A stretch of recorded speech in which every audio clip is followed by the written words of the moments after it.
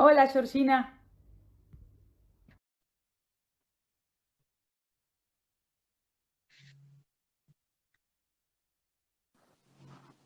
Buenísimo. ¡Qué buenísimo! ¡Vamos! Me salió, me salió. Edición virtual del Sarmiento sin sombra. Vamos, este es el primero, a ver si nos sale y ya está, no volvemos al museo, nos quedamos Es acá, transmitiendo en vivo. exactamente. Aislades para siempre. Sí, sí, sí.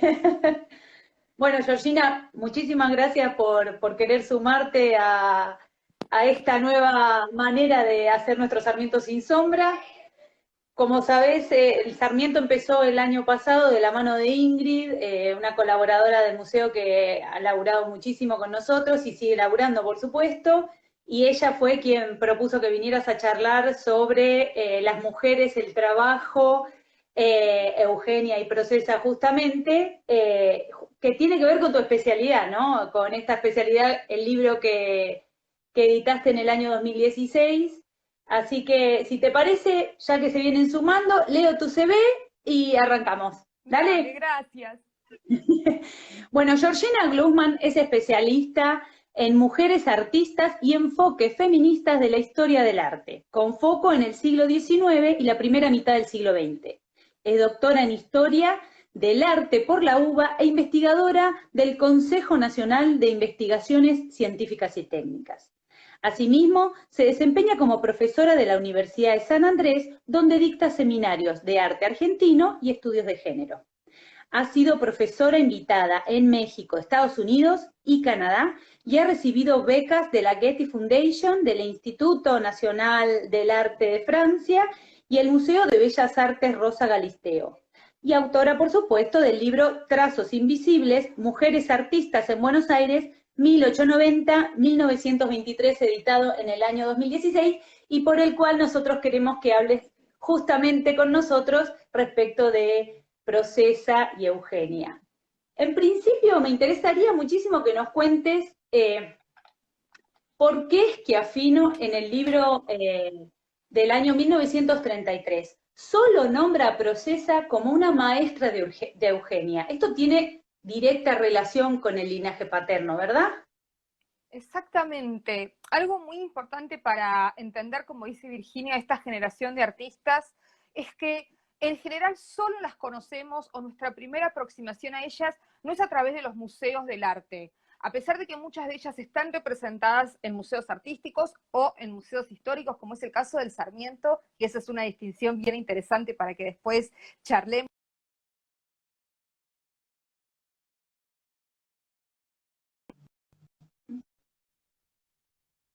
de historiadores del arte del pasado. En nuestro país, uno de los puntos de inicio de la historia del arte es justamente el texto de Schiaffino, que es un texto que está recogiendo experiencias que él desarrolla, escritos, ideas que él venía desarrollando desde hacía varias décadas. Es decir, en un momento la distancia temporal entre Procesa y Schiaffino era muy corta, y además de que fue absolutamente contemporáneo de Eugenia, lo cual hace más interesante su visión del tema. Es importante que señalar para nosotras que para Schiaffino las mujeres artistas son, bueno, una cosa que está de fondo mientras los varones hacen la gran historia del arte. Y hasta hace muy poco, hasta los análisis, diría, pioneros de Laura Malosetti Costa en los primeros modernos, donde por primera vez recupera el rol de Eugenia en el seno del Ateneo, nuestra visión del círculo del Ateneo, es decir, este círculo de artistas intelectuales al que pertenecía Sarmiento, era completamente androcéntrico, completamente masculino, y Laura hizo algo sumamente importante y sumamente clave para la reconstrucción de las trayectorias de mujeres, que es ir a las fuentes, ir a la hemeroteca y ahí empezar a armar este relato. Claro, ahí te das cuenta del contraste enorme entre cómo Schiaffino las soslaya, las coloca en un pedacito pequeñito de su historia.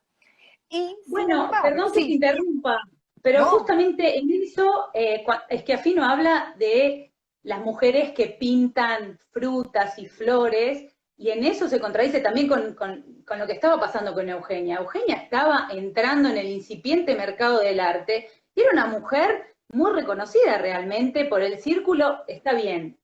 En esto tiene mucho que ver Sarmiento, es cierto, pero a ver, ahora te pregunto yo, ¿qué pasa con León Pagano, no? José León Pagano, que dice que Sarmiento hizo el dibujo, el boceto para Dalmacio Vélez Arfiel. Bueno, Digo, esto quitándole el poder, ¿no?, a la mujer de creación, digamos.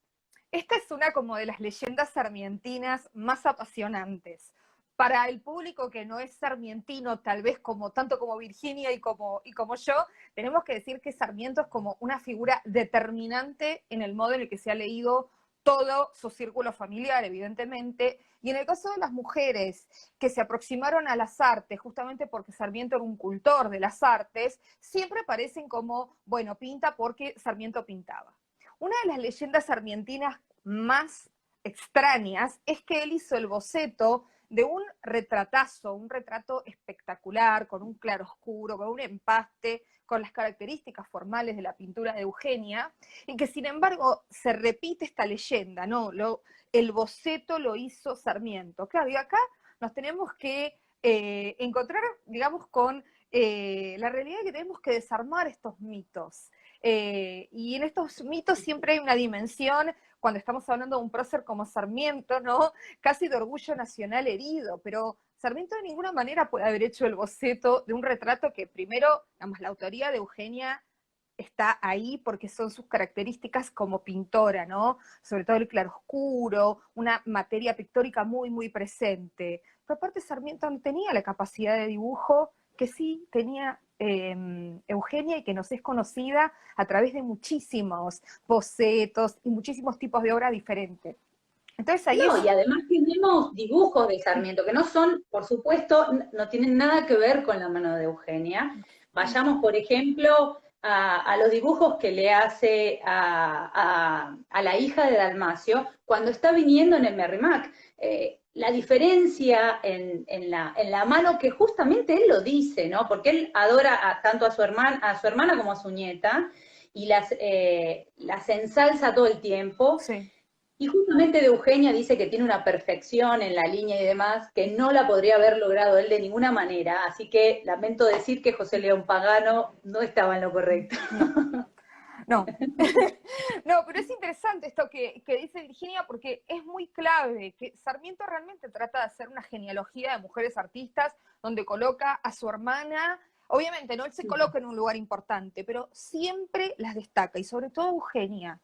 Digamos, él es en gran parte el responsable de que Eugenia acceda a un entrenamiento artístico de excelencia aquí en Buenos Aires, de la mano de Agullari, que contemporáneamente es el maestro de otras grandes artistas de este momento, como María Obligado, sumamente bien representada en la colección del Museo Marc. Y en este sentido, digamos, Sarmiento contribuyó mucho, hizo todo lo que estaba en su poder para integrarlas a una gran historia del arte argentino. Y sin embargo, bueno, esto no sucede porque sabemos que el canon, sabemos que la legitimación está brindada por otros, digamos, funcionamientos o mecanismos ajenos al campo político únicamente. Exactamente. Y en ese sentido, pensando un poco más en Procesa y no tanto en Eugenia, ¿no? Que Procesa, esta hermana menor, digámoslo, hermana menor de Sarmiento por 8 años, y que nace justamente el mismo año que muere su hermano Honorio María, que tenía 10 años. Procesa empieza sus estudios de arte en San Juan, y a los 25 años, de la mano de su hermano, se va al exilio a Chile, y ahí toma clases con un artista francés muy interesante para nosotros, muy importante para la época, que es Montvoisin. Montvoisin le da las herramientas a Procesa, pero Procesa lamentablemente se casa y digamos que se pierde de la escena artística y retoma su actividad ya siendo una señora mayor. Pero en realidad lo que yo quería decir acá es, Procesa se juega con algo súper interesante, que es la basiliki. La basiliki que nosotros tenemos en el museo, en realidad Montvoisin se la manda para que pudiera copiar todas las, digamos, elementos que estaban en el cuadro, el oro, las piedras, los drapeados, etcétera, y que ella lo copia, y lo copia Eugenia, y de hecho Sarmiento dice que posteriormente en obras, en salones que se abren, otras mujeres copian ese mismo cuadro. Pero lo particular de la copia del cuadro de la Basiliki es que no copia el cuadro completo, sino simplemente la odalisca, ¿no? Eso es súper interesante porque es muy jugado. Exactamente, bueno, la gravitación de Montbazán en un núcleo muy grande de artistas es un tema de un proyecto que justamente ahora están desarrollando. Son problemas técnicos que yo, porque tengo literalmente enganchado el celu a un lugar. Muy bien lo tuyo. El mío tiene movimiento. No, es que directamente tengo como un spot específico en la casa ya a esta altura. Montbazán es justamente ahora el tema de un gran proyecto de investigación en el que participan, bueno, colegas muy queridos y queridas, que incluso varias están por aquí. Está Gloria Cortés, que están bueno. charteando, ¿no?, la presencia y la importancia de Montbazán en un núcleo muy amplio.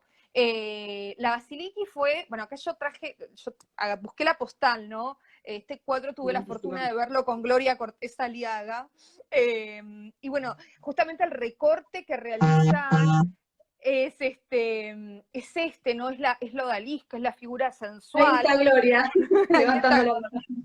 Es la figura sensual, y acá también hay algo interesante, ¿no? Pensando también en cómo las mujeres artistas siempre estuvieron interesadas en cuestiones que tenían que ver con la exploración del cuerpo femenino, y siempre encontraron unas fisuras, algunos lugares para ingresar y para meterse en estos terrenos espinosos, que también les hablaban de su propio erotismo, que les hablaban de su propia corporalidad. Exacto, buenísimo.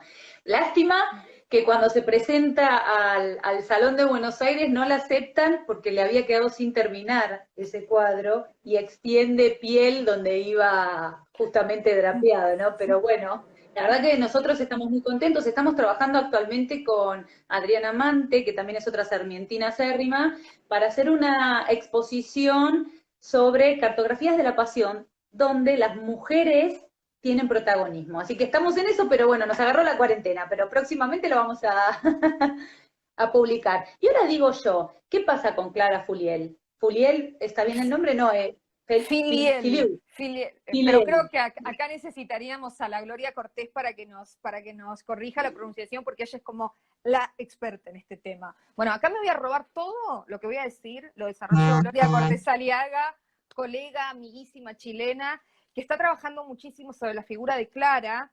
Clara es una figura muy polivalente, ¿no? Es una figura que está trabajando en pintura, pero también trabaja en relatos de viaje, es también otra romántica, ¿no?, viajera, y siempre su posición en la historia del arte es una posición totalmente subordinada a Montbazán, del cual siempre se dice, bueno, era la musa, la amante, la compañera, digamos, desconociendo cualquier capacidad artística y también desconociendo que ella es en gran medida, digamos, excede, yo también, Gloria Hermosa, excede el campo de la pintura y se mete en otros registros y en otras actividades.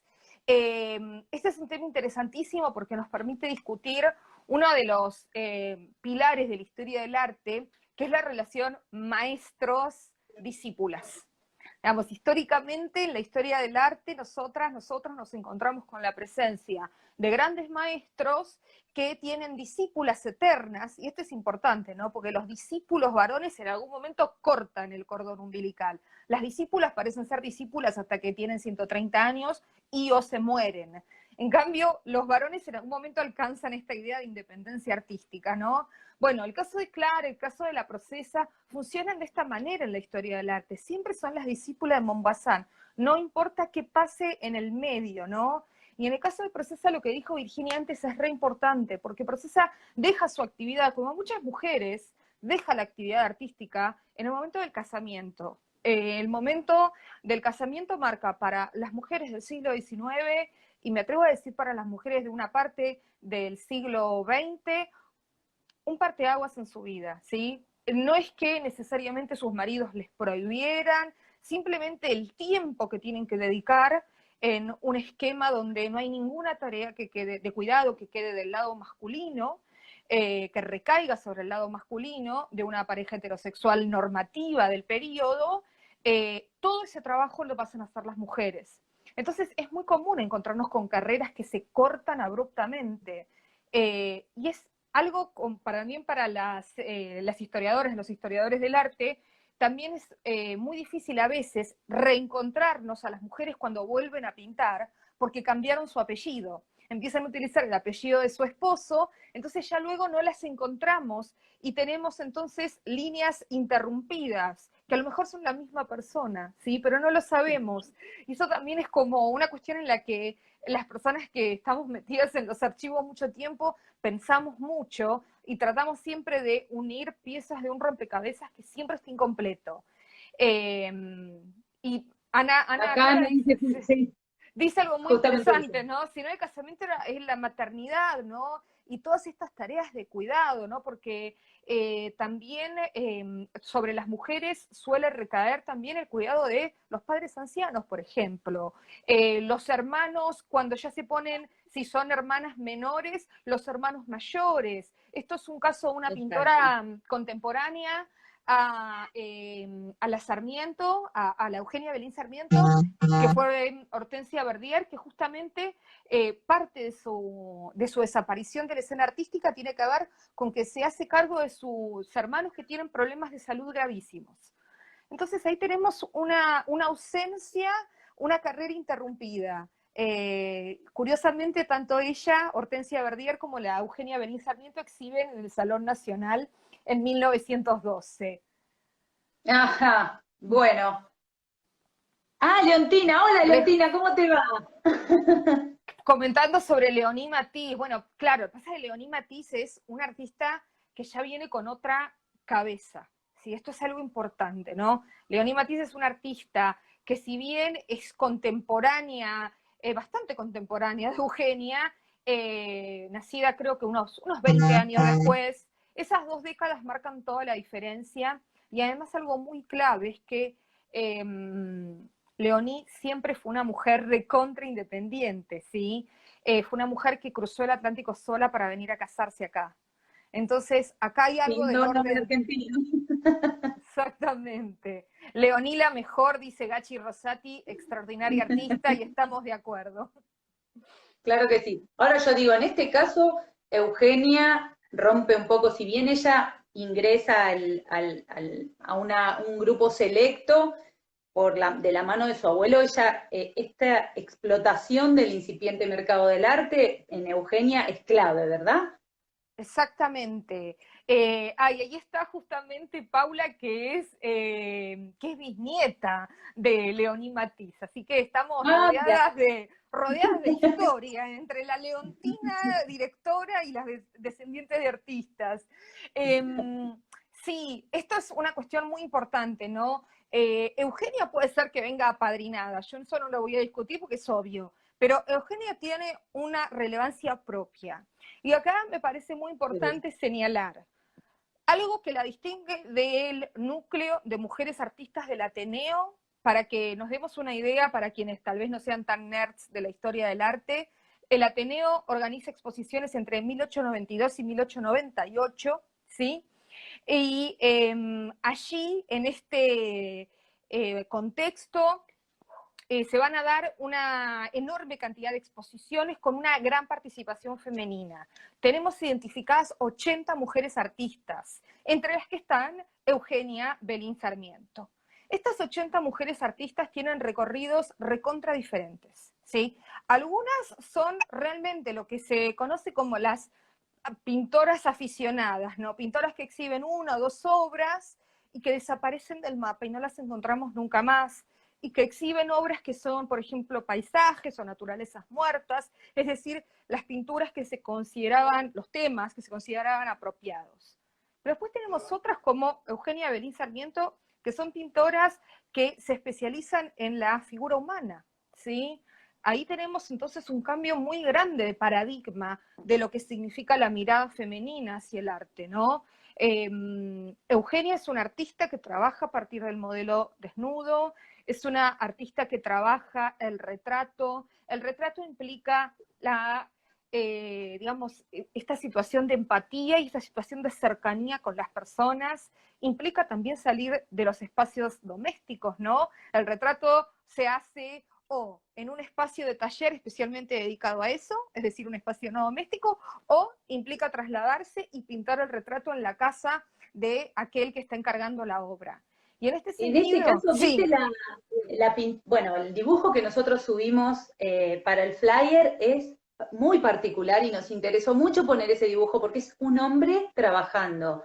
Así que creo que va también en el sentido en el cual estabas hablando, ¿no? Si bien Eugenia también tiene sus flores y sus dibujos o pinturas de las cuales habla Schiaffino, es una mujer con una impronta muy fuerte y donde vos decís muy bien, y lo prueban todos los cuadros que tenemos en el museo, los dibujos y los ensayos, que es una mujer que se dedicó al retrato, claramente. exactamente. Y una cuestión también importante con las naturalezas muertas, con las pinturas de flores, es que son géneros que abordaban las mujeres, pero que también abordaban los varones, ¿no? Son géneros que en fines del siglo XIX son redituables, y esto también es importante, ¿no? Estamos en un contexto muy embrionario del mercado del arte, y este tema lo ha estudiado muchísimo la colega María Isabel Baldassarre, nuestra actual directora Directora nacional. nacional de museos, ¿no? Pero hay un incipiente comercio, ¿sí? Y sabemos por la cantidad de obra que produce Eugenia en estos años que estamos frente a una pintora profesional. Y que seguramente esas naturalezas muertas, que son de una belleza deslumbrante, seguramente encontraron compradores, ¿sí? Seguramente hay mucha obra de Eugenia que sigue perdida, que sigue sin identificar y sin catalogar en colecciones privadas. Igualmente, esta intencionalidad, ¿no?, de los primeros historiadores del arte de comienzo del siglo XX, el catalogar a las mujeres de pintoras de naturaleza muerta y pintoras de flores va justamente en el otro sentido, ¿no? En no incluirlas en este incipiente mercado del arte, sino por el contrario, quitarle la importancia que tenía la mujer y la mano de determinadas artistas, ¿cómo no? Exactamente, ¿no? Y es interesante que estas dos categorías, ¿no? Las flores y las frutas, son categorías que aparecen enunciadas por Rousseau, el ilustrado, en su Emilio. Sí, aparecen, digamos, desde los orígenes de la ilustración, desde los orígenes de nuestro pensamiento moderno, como los temas para las mujeres artistas. Entonces ahí es como que tenemos una riqueza extra, porque estamos viendo cómo este tema de la asociación entre mujeres, arte y modernidad se va resignificando y llega hasta la Argentina de fines del siglo XIX con la misma fuerza. Y como vos decís re bien, ¿no? Destinado a mantener a las mujeres en su lugar, destinado a mantenerlas en su espacio, entre comillas. Claro que sí. Ahí Eugenia, Gloria Cortés comentó el gusto del nuevo burgués de clase media, obras que caben en las paredes de las casas, no palacios. Claro, claro, exactamente, ¿no? Ahí es un territorio donde las mujeres se pueden meter y donde pueden empezar a transitar el concepto moderno de carrera, ¿no? Que este es un tema clave, cómo las mujeres a fines del siglo XIX se inventaron esta identidad profesional nueva, se inventaron como artistas profesionales. Ahora yo digo, Georgina, ¿qué pasa con las escuelas en ese momento, no? Porque Procesa fue muy influenciada por la escuela francesa y esto también, como maestra o primera maestra de Eugenia, la influenció a ella. Pero contemporáneas como Lola Mora, por ejemplo, eh, y las otras artistas, ¿cómo lo ves? ¿Cuál es el movimiento que hay respecto de las escuelas?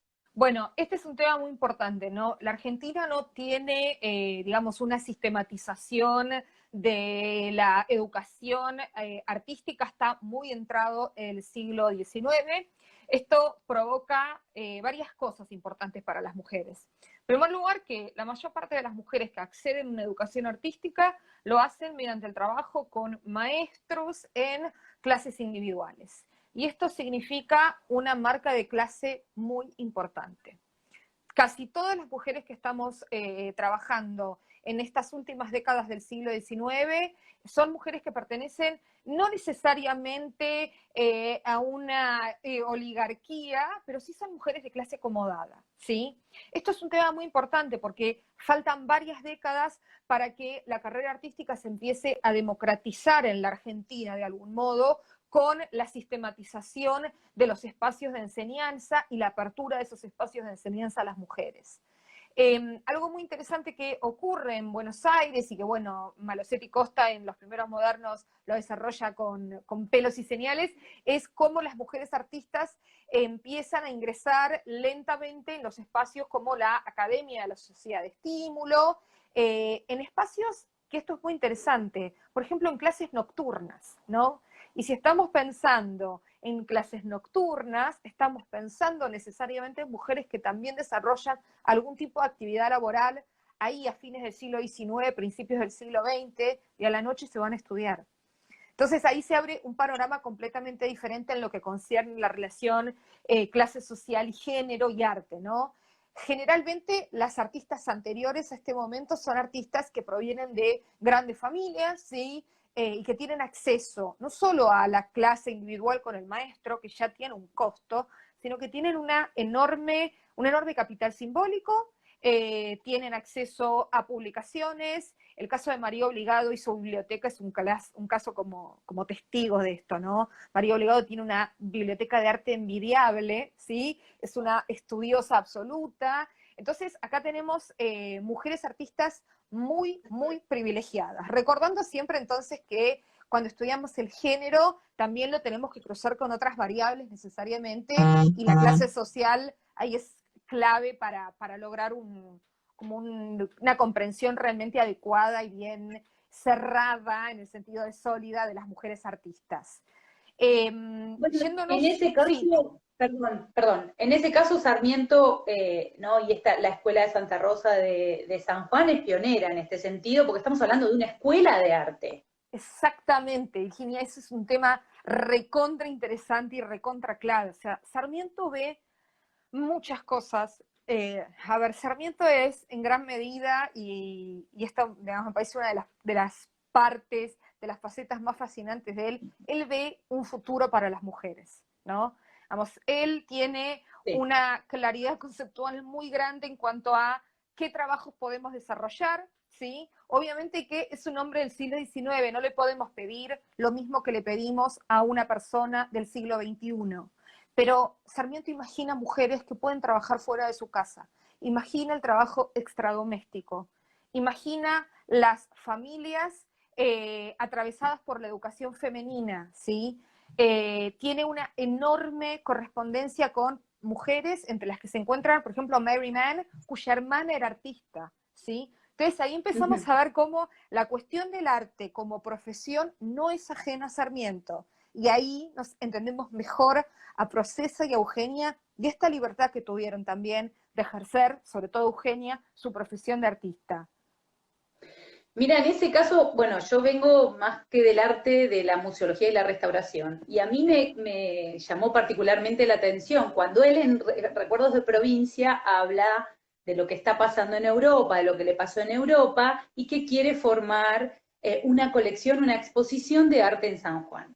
En ese momento, Procesa, que por supuesto hacía muy encomendada de todo lo que le pedía a su hermano, se dedicó a buscar cuadros de distintas colecciones.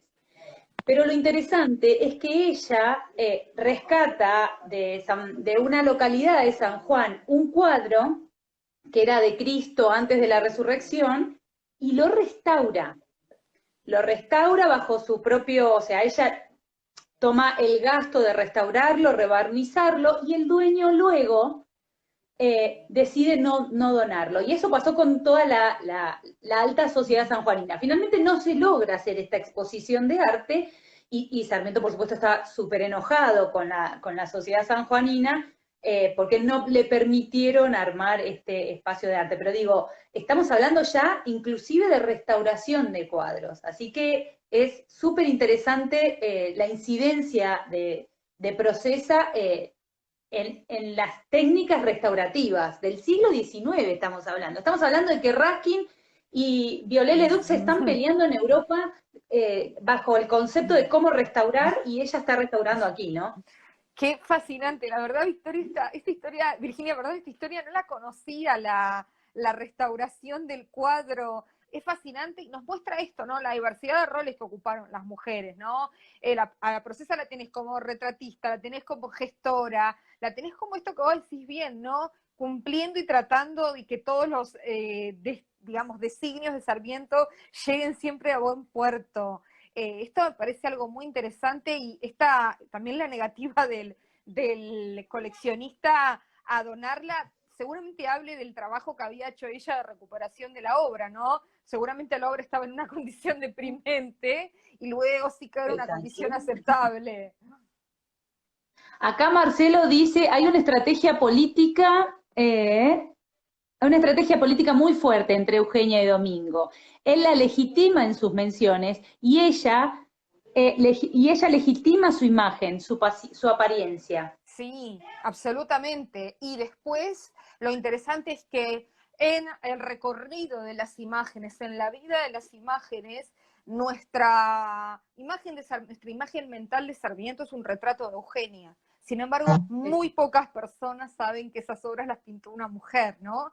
Y esto también es interesante, ver cómo puede existir una conciencia visual tan desarrollada en torno a la imagen del prócer, ¿no? Estos sujetos que se nos enseñó a admirar y a respetar, totalmente desligada de la productora de la imagen. Algo parecido a lo que sucede con el caso de la pintura más famosa de San Martín, el San Martín con la bandera, la pintura que San Martín conservó hasta su muerte, que lo pintó una mujer anónima, es la maestra de dibujo de Mercedes, ¿no? De la hija de San Martín, pero no tenemos el nombre. Y eso es interesante, ¿no? Cómo las mujeres hemos sido productoras visuales, hemos dado forma a los próceres, a las ideas de la nación, y sin embargo permanecemos aisladas de lo que es la construcción visual del artefacto nación. Mirá vos. Bueno, interesantísimo lo que nos estás contando, la verdad, súper interesante. Y justamente relacionado con eso, me trae a cuento pensar en esta necesidad de la construcción de los próceres a fines del siglo XIX y comienzos del siglo XX, ¿no? Todos estos hombres viriles en estos cuadros que también, digo, las mujeres participan de esta concepción en la de estos cuadros. Sin embargo, volvemos, ¿no?, a esta sociedad de concepción absolutamente machista de el hombre viril que construyó la nación. Exactamente, ¿no? ¿Quiénes son los dueños, digamos, de la construcción de la nación? Digamos, este tema es un tema para mí apasionante y también es interesante ver que en estos momentos se van a empezar a filtrar muchas mujeres en la construcción de las iconografías nacionales, ¿no? La tenemos a Eugenia construyendo estas imágenes verdaderas del prócer, ¿no? Y el comentario de Marcelo Marino también a mí me lleva a el otro gran personaje en la vida de Eugenia, que fue Augusto, ¿no? Augusto, su hermano, con un nivel, bueno, de compenetración de sus proyectos y de amor fraternal, digamos, que siempre me parece modélico en ese sentido. Y Augusto fue uno de los grandes opositores al monumento a Sarmiento que hizo Jules Rodin para nuestra ciudad, ¿no? Que es el Sarmiento que, bueno, se lo conocía como el Sarmiento que parece un mono, ¿no? Hay una cantidad enorme de críticas muy virulentas hacia esta obra, ¿no? Que es la obra que realiza Rodin para América Latina, ¿no? Con la figura, con la efigie de Sarmiento, y es muy interesante meterse en esta historia, porque Augusto fue digamos, un opositor, digamos, acérrimo de esta visión de Sarmiento, al punto tal que en un momento Augusto se entrevista con Rodin y le lleva un retrato de Sarmiento hecho por Eugenia para decirle así era Sarmiento, y relata precisamente esto, ¿no? Que le trató de hacer entender a Rodin que lo había interpretado mal, que la que había interpretado la verdadera efigie del prócer era precisamente Eugenia. Y esa es la razón por la cual dentro del Museo Rodin, en París, hay una obra de Eugenia Belín Sarmiento, precisamente porque Augusto y ella la donan al museo como prueba del error del maestro francés, ¿no? Que es también, digamos, un tema muy interesante para pensar esta legitimación de la imagen a la que hacía referencia el amigo Marcelo.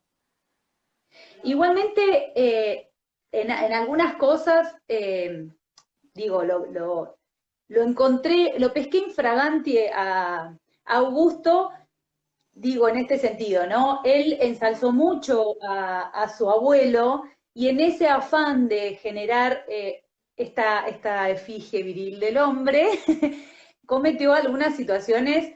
Digo, nosotros el martes tuvimos una conversación con Ricardo de Tito respecto de la caricaturización de Sarmiento, justamente, y lo que dice Augusto es que Sarmiento se reía y celebraba estas caricaturas que el Mosquito le hacía, pero debo decir que no era tan así. Y así en algunas cosas, él se enoja mucho. De hecho, a Stein le decía el matón de los garabatos, no porque estuviera muy contento, justamente. Lo que quiero decir es, en muchos puntos, Augusto lo idealiza a su abuelo y genera estas inconsistencias, podemos decir, no por supuesto con su hermana, pero en el caso de su abuelo hay cosas que, bueno, en la realidad, y uno, incluso yendo a las obras completas, ¿no? Sarmiento refuta a su propio nieto. Claro, Pero bueno. claro. Pero qué personaje, Pero bueno, es una Augusto. idealización y en esta construcción de, ¿no? de lo que decíamos recién, ¿no? Del prócer viril, creo que Augusto tuvo mucho que ver en esto. De hecho, él mismo solicita que se arme un museo a nombre de su abuelo y peleó, de hecho, murió y no llegó a ver el Museo Histórico Sarmiento, porque murió antes, ¿no? Lamentablemente, pero él donó toda la colección al Estado Nacional para que se formara el museo de su abuelo. Y en estos procesos que vos describís también, Vir, aparece muy, muy fuertemente la cuestión de la imagen, la cuestión de la verdadera efigie del prócer, ¿no? Es como parte de un todo indisociable, o sea, Sarmiento tiene una política de la imagen muy, muy compleja, y la conoce y la entiende, ¿no? Él fue un estudioso ya del caso rosista con relación a las imágenes y a su poder y a la legitimación o deslegitimación que brindan. Y Augusto fue muy consciente de eso también, ¿no? Augusto fue también en gran medida el que nos deja la verdadera imagen, que es la que hace su hermana, ¿no? Y acá también hay como una cosa medio mística, ¿no? Una transferencia, la que es la adecuada intérprete de las facciones del prócer es Eugenia. Eso también es fascinante para mí. Exacto. Sí, vos sabés que Sarmiento incluso habla de dos artistas, ahora no tengo el nombre de las dos artistas, seguro que vos lo tenés más presente que yo, y habla de un político que ya estaba muerto y que él encuentra dos retratos de dos artistas distintas que, bueno, este hombre muere a los 80 años y es retratado a los 80 años. Sin embargo, las artistas lo que hacen es disminuir su edad a través de la pintura. Y Sarmiento dice, Eugenia hubiera hecho justicia porque él, digo, ¿no? Él explica que los párpados están caídos, que era un hombre donde las facciones y los 80 años se notaban claramente y que Eugenia no hubiera sido benévola en eso, sino que lo hubiera retratado tal cual era, por respeto a la familia, incluso, dice Sarmiento. Mira, creo que lo saqué de tu tesis, si no me equivoco. Ahora no recuerdo el nombre de las artistas, lamentablemente. Pero digo, mira vos cómo llevaron, tanto Augusto como Domingo, llevaron a la exaltación de esta artista, ¿no? Que claramente tenía todos los dotes, ¿no? Sí, absolutamente, digamos. Y algo que marcó también, digamos, siempre con estas artistas tenemos obras de alta calidad, tenemos una formación muy cuidada, tenemos años de aprendizaje y experimentación, y después tenemos una ausencia en las historias del arte. Y en el caso de Eugenia está muy, muy ligado a que poca obra de Eugenia está en museos de arte, ¿no? Las obras de Eugenia están, por ejemplo, en el Museo Histórico Sarmiento, lo que marca dentro del campo de la historia del arte una desvalorización de ese corpus, ¿no? Y eso es muy, muy clave. De hecho, siempre cuento esta historia porque, bueno, es como para mí la historia más hermosa de todos mis años de investigación. Cuando yo comencé mi tesis de doctorado, le hice una entrevista a Rosa Facaro, ¿sí? Curadora de la primera muestra retrospectiva dedicada a las mujeres artistas en Argentina, La Mujer en la Plástica Argentina 1, cuya hija, Fabiana Barreda, militante feminista, artista, gestora, miles de cosas, había encontrado durante la realización de esta muestra una obra de Eugenia Belín Sarmiento en la basura. Y digamos, acá se cruzan un montón de temas, ¿no? Se cruzan, por un lado, bueno, la pasión de estas dos mujeres, madre e hija, por la visibilización de las actividades artísticas de las mujeres, pero por otro lado, el descuido absoluto, ¿no? Esta es una obra, seguramente un retrato encargado de estos muchos, de los cuales sabemos que existieron, pero tenemos pocos datos en torno a quiénes fueron los retratados, etcétera. Y tenemos esta pieza arrojada a la basura y recuperada por Fabiana para, digamos, su conservación, y que va a ser la pieza, una pieza clave en el canon accidental, que es la muestra que esperamos. Mira, finalmente, Vir, todo el plan falla.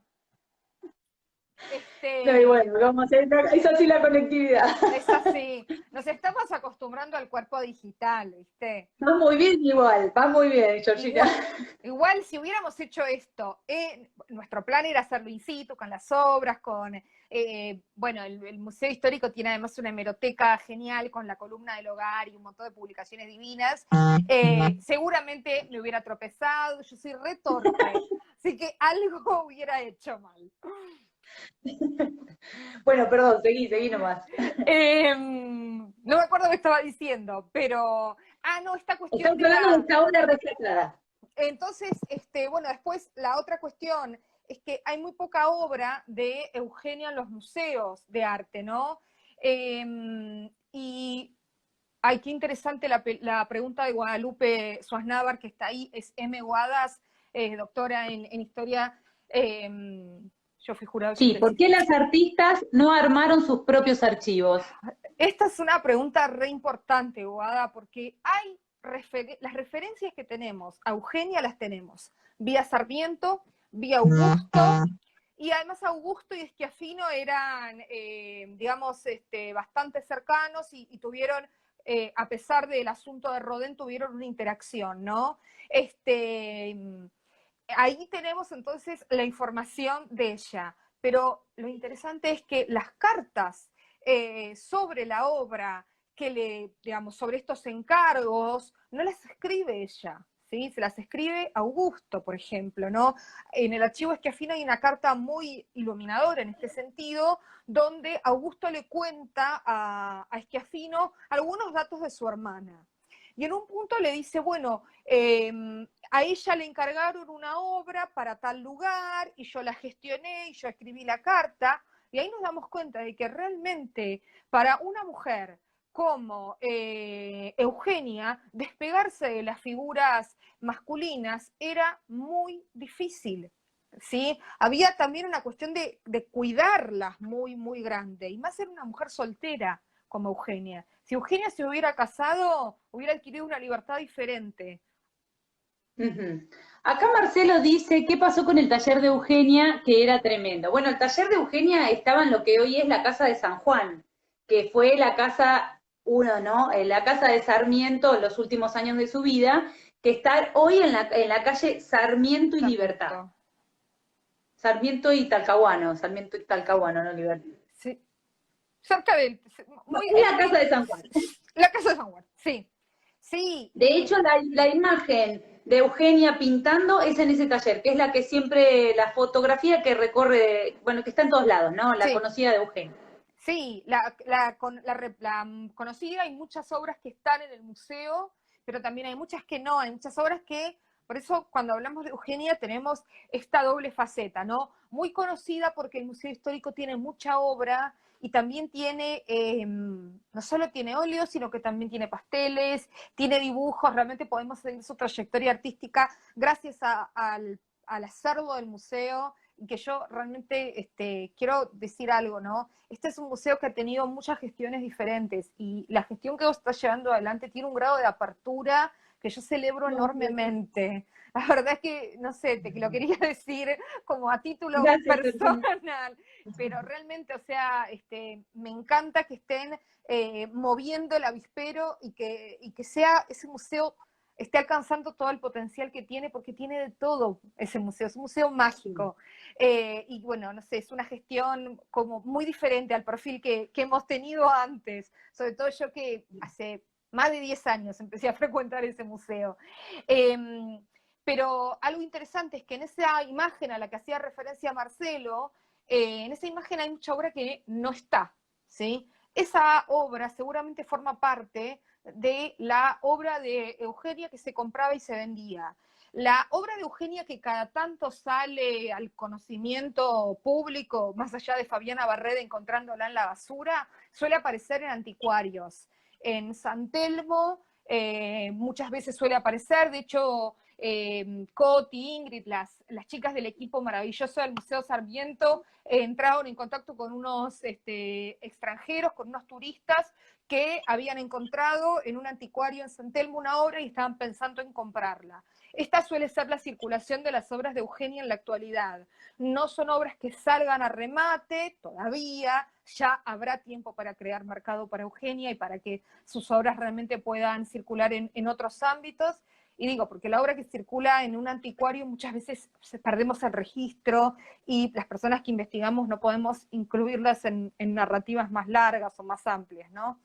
Pero bueno, esto también es algo Pero en ese importante, ¿no? sentido, Georgina, creo que tu trabajo, el tuyo, el que está haciendo Marisa, todas las mujeres que están trabajando en este sentido, están visibilizando esto, así que creo que es muy loable que ustedes hoy estén, de hecho está súper convocada hoy, ¿no? Pues en muchas redes, y eso es buenísimo, porque habla justamente del interés de valorizar a estas mujeres artistas y posiblemente, no en un futuro no muy lejano, esto que estás diciendo vos de que las obras de Eugenia sean rematadas, lo vamos a poder ver tal vez nosotras, ¿eh? Así que muy bien por su trabajo, en realidad es parte de su trabajo. Es que en realidad es esto, ¿no? Porque el sistema del arte es un Varones, sí. sistema, pero es que claro, o sea, hay una legitimación que también da el mercado y que también es algo muy clave. O sea, las obras de mujeres artistas del pasado alcanzan precios muy bajos y también deslegitiman y descalifican y desvalorizan la actividad de las mujeres en nuestra contemporaneidad. O sea, para mí no podemos separar esto, ¿no? Yo soy una convencida de que tenemos que apoyar a las mujeres artistas, de nuestra contemporaneidad también, porque están en una lucha muy desigual en el campo del arte. El mercado del arte es eminentemente androcéntrico, sigue manteniendo el valor del genio masculino.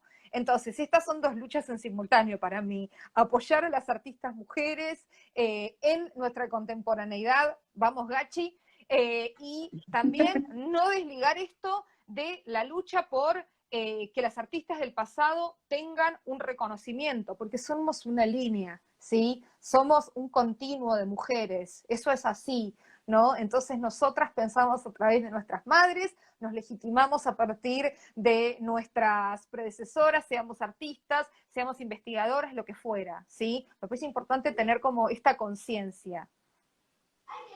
Sí, totalmente de acuerdo. Y por supuesto que ahí los hombres estaban reclamando atención, ¿no? ¿Qué pasa con los varones en el arte? Decía Marcelo, creo, ¿verdad? Sí, Marcelo, Marcelo. Estaban Bueno, pidiendo pistas. bueno, pero es cierto que, digamos, hay muchos artistas en general del siglo XIX y principios del siglo XX que, digamos, son muy, muy poco conocidos, su obra también no circula por canales de legitimación, pero esto afecta, digamos, enormemente digamos, es incomparable el impacto que tiene en la reconstrucción de una trayectoria entre un varón y una mujer. O sea, el impacto que tiene es muchísimo más grande. Justamente porque las obras de los varones en algún lugar, los que investigamos, perdón, ahí está Marcelo. Bueno, bueno. Igual, Este, digo, esto tiene que ver con lo que decías antes, justamente, ¿no? Esta falta de escuelas, ¿no? De educación sistemática artística, también habla de la carencia de artistas locales, porque en esta época, fines del 18, del 19, tenemos muchos, bueno, hablemos de Leoní, ¿no? De Leoní Matiz, muchos artistas extranjeros, no solo acá, miremos a Montboisin también, ¿no? claro. Y sí, ¿no? Es algo muy...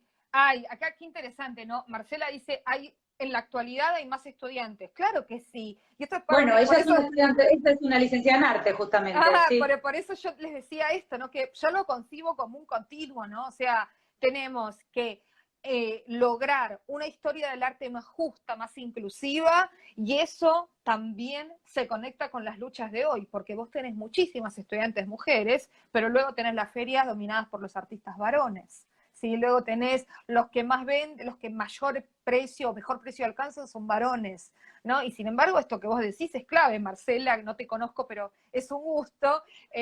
Marcela es de museo, ¿eh? Mirá, ¿no? Y después desaparecen esas mujeres, ¿no? No existe una continuidad en la legitimación, en la visibilidad de ellas, ¿no? Y volvemos a la teoría de Mira Schor, ¿no? De la artista de los años 60, volvemos al tema del linaje paterno, volvemos a lo mismo. Exactamente, ¿no? Una investigación que, bueno, que para mí es una investigación, estoy viendo si tengo el libro por acá, es la investigación que dirigieron, bueno, María Isabel Valdesarre, Silvia Dolinco y Laura Malosetti Costa, sobre la Escuela Superior de Bellas Artes La Cárcova, ¿no? Que es una de las partes del sistema educativo que se forma ya en la década de 1920, ¿no? Que era como una escuela superior de Bellas Artes. Y ahí ocurre algo, digamos, fascinante, y tenemos a Lucy Lauban, que está haciendo su tesis de doctorado sobre este tema, así que ojalá que nos comente algo. Ellas van a la escuela, o sea, tienen una diversidad de formaciones, pero muchas llegan a la Escuela Superior de Bellas Artes, pocas se gradúan, esto es importante, ¿no? Pocas se gradúan, pero entrar a esa escuela, una escuela pública de excelencia, antecedente directo, como decía Gachi Rosati de la UNA, les abre un abanico de posibilidades. Les abre la carrera artística en su totalidad. Empiezan a exhibir, empiezan a mandar obra al salón, empiezan a tener exposiciones individuales, y esto lo permite la educación, esta educación igualitaria, porque lo que tenía la Cárcova es que no tenía segregación. La Academia Nacional de Bellas Artes sí tenía las clases segregadas. Después entramos en contacto, Marce, pero esto es importante, ¿no? Porque la Academia Nacional las mantenía varones y mujeres separados y la Cárcova los integra. Y esto es súper importante, porque esta coeducación va marcando, en primer lugar, que no te vas a bancar tanto la diferencia con tu compañero si cursaste con él, si lo conoces y si viste su desarrollo simultáneamente al tuyo, ¿no? Entonces ahí es como que la Cárcova es realmente un parteaguas en la historia de las mujeres argentinas en el campo del arte, y además algo importantísimo, vuelve a abrir la profesión del arte a mujeres de otras clases sociales, porque en la Cárcova te coexisten mujeres que venían realmente de familias de terratenientes, de grandes familias, entre comillas, con mujeres que son inmigrantes. Ni siquiera primera generación nacida acá, ¿no? Lucy agrega, abre nuevos horizontes profesionales, pero seguimos sin conocerlas. Por eso el trabajo que está haciendo Lucy es tan importante. Lucía Lauman es especialista en grabado, en grabadoras, ¿no? Que realmente son un universo apasionante, y bueno, cuando finalmente el canon accidental, lo bueno del canon accidental es que ya hay catálogo, ¿no? Y Lucy, digamos, compartió con nosotros, toda su sabiduría sobre las grabadoras en un artículo divinísimo, que realmente va a iluminar muchas de estas cuestiones. Ay, Georgina, te voy a contar algo. Viste que te invité a la charla también, a las charlas de la Universidad Museo Social. Hay una investigadora del arte que te voy a poner en contacto, española, que hace un estudio sobre las mujeres artistas de una comunidad muy pequeña de España que son mayoría en esa comunidad. Te voy a poner en contacto con ella porque es un caso así como paradigmático, ¿no? Muy particular y estamos hablando del hoy. Ay, Así que qué es una comunidad muy interesantísimo. fuerte de mujeres artistas españolas. Qué interesante. Mira todas las puntas digamos, no podemos leer los comentarios porque con tanta atención porque como queremos, pues realmente es difícil.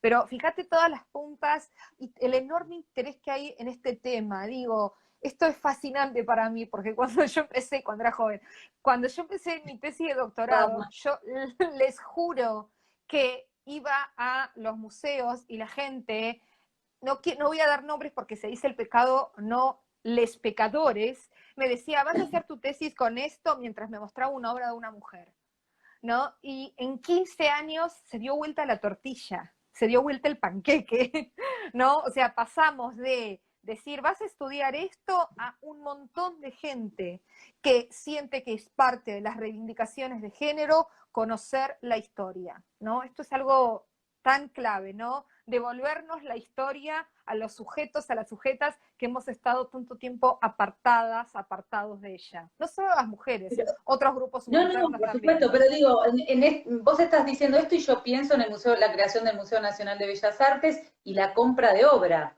La obra que se compraba, estábamos hablando de artistas masculinos europeos en su mayoría, ¿no? Mirá vos. Absolutamente. Bueno, y Ana Clara, que es una dulce, me dice, gracias investigadores como vos. Y en realidad yo quiero decir, gracias a las personas y a las instituciones que nos apoyan, ¿no? Porque estas investigaciones son investigaciones que si no nos las financia el Estado, que si el CONICET no da la cantidad de becas que tiene que dar, son investigaciones imposibles de hacer por el tiempo que consumen. Hoy tuve la suerte de estar en una defensa de tesis maravillosa de Andrea Geat, que trabajó en la escena artística del noreste argentino y realmente ella realizó un trabajo hercúleo, gracias a una beca, ¿sí? O sea, eso es clave. Tener el tiempo mental para ocuparnos de estas cosas requiere que tengamos ayuda, que tengamos subsidios, que no tengamos que estar dando clases en 280.000 lugares para llegar a fin de mes. Por eso el CONICET es, bueno, mi ángel de la guarda, la verdad, que me ha permitido hacer todo esto con mucho amor y mucho placer. Bueno, Georgina, una cosa más, Marcelo ahí preguntó cuándo va a ser la muestra de la Sarmiento en el Sarmiento, iba a ser en abril, pero bueno, se estará programando. Marcela, de hecho, que trabaja con nosotros, es la artista que va a intervenir el espacio, así que, bueno, ya tendrán noticias, porque va a ser algo bastante novedoso en cuanto a museografía. Y Georgina, te agradezco. Montini agrega que es el Estado, exactamente, es el Estado. Yo digo el CONICET porque es quien me ha Sí, sí, bancado a sí. mí, pero es el Estado, Pablo querido. Bueno, Georgina, te agradezco enormemente, he disfrutado muchísimo esta charla, sos una persona excelente, la primera vez que te conozco, pero la verdad sos una Placer. persona muy cálida, una Vos también. investigadora de calidad realmente, te felicito por el trabajo que estás haciendo, te agradezco habernos abierto las puertas de tu casa para charlar un rato y por supuesto las puertas del museo siempre van a estar abiertas. Gracias enormes. Gracias a todos y gracias, Mir, por esta hermosa charla. Un placer conocerte así. Ya nos abrazaremos. Claro que sí. Claro que sí. Gracias a todos, porque la verdad fue un continuo de gente que no se bajó, que estuve mirando, nos están mirando continuamente, no se han bajado, así que la verdad increíble, y esto tiene que ver con vos, Georgina. Gracias a todos, a cada uno de a cada una de las personas que nos estuvieron escuchando hoy, de tomarse ese tiempo, de estar acá con nosotras más de una hora charlando sobre arte y mujeres. Nada más y nada menos en el Museo Sarmiento. Mil gracias, Georgina. Gracias a todos y gracias al museo hermoso que dirigís. Gracias Chao, enormes. chao. Chao, chao.